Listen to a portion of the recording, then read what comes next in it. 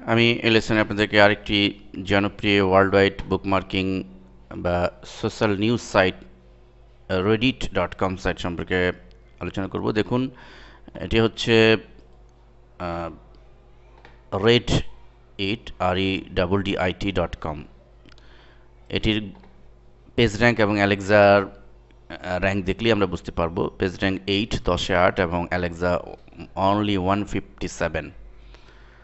বুঝতেই পারছেন যে এখানে কি পরিমাণ ভিজিটার ঢুকছে।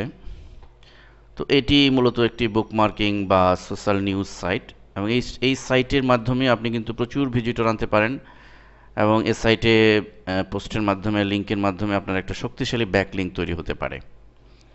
দেখুন, আমি আপনাদের বোঝার সুবিধার জন্য আমি অলরেডি একটি পোস্ট করেছি আমার সাইটের alheraBD.com। আমি মূলত পোস্টটি করেছি এই সাইটের টেকনোলজি সেকশনে, যেহেতু আমার বিষয়বস্তু টেকনোলজি। সো আমি টেকনোলজি সেকশনে ক্লিক করছি।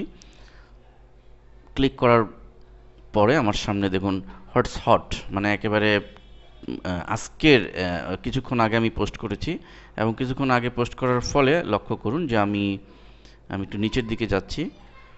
দেখুন, অলরেডি এই পোস্টে আমি করেছি ক্রিয়েট অ্যানিমেটেড জিফ ইজিলি। এই জাস্ট এখানে ক্লিক করলে আপনারা যদি স্ট্যাটাস বারে লক্ষ্য করুন, তো দেখতে পাবেন যেটি কিন্তু alheraBD.com সাইটের লিঙ্ক। অর্থাৎ আমি সাইটে যদি ক্লিক করি তাহলে এবং ব্র্যাকেটে লেখাও রয়েছে alheraBD.com। তো আমি যদি এই সাইটে এই লিঙ্কটিতে ক্লিক করি, সে কিন্তু আমাকে alheraBD.com সাইটে পাঠিয়ে দিচ্ছে। তো তো এই যে একটি আমি পোস্ট করেছি এই সাইটে, এবং এর মাধ্যমে কিন্তু, যেহেতু এই সাইটে প্রচুর ভিজিটর আসে, তো সেখান থেকে আমি কিছু ভিজিটর ন্যাচারালি পাবো। এবং সবচেয়ে বড় কথা যে এটি একটি ব্যাকলিঙ্ক আমার তৈরি হলো। এবং আগেও বলেছি যে এই এই কিওয়ার্ড দিয়ে আমার সাইট হয়তো গুগল ডিসপ্লে নাও করতে পারে, কিন্তু এই সাইটটিকে সে নিয়ে আসতে পারে। এবং এই সাইটের পারপাসে, এই সাইটের প্ল্যাটফর্মে কিন্তু আমি আমার যে উদ্দেশ্য ভিজিটর পাওয়া, সেটি আমি পেতে পারি। তো এই সাইটেও আমরা এখানেও পোস্ট করা ভেরি ইজি, ডিফিকাল্ট কিছু নয়। জাস্ট আমাদের প্রথমে এটি রেজিস্ট্রেশন করতে হবে। আহ,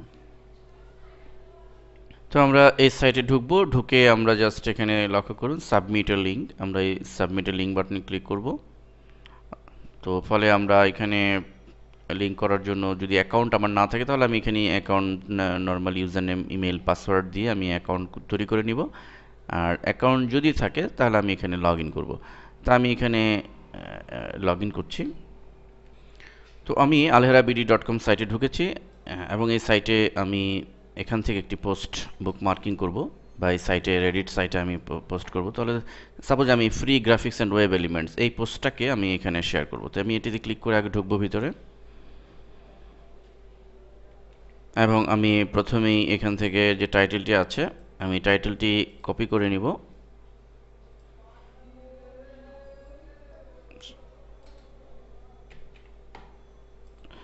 এবং আমরা রেডিট সাইটের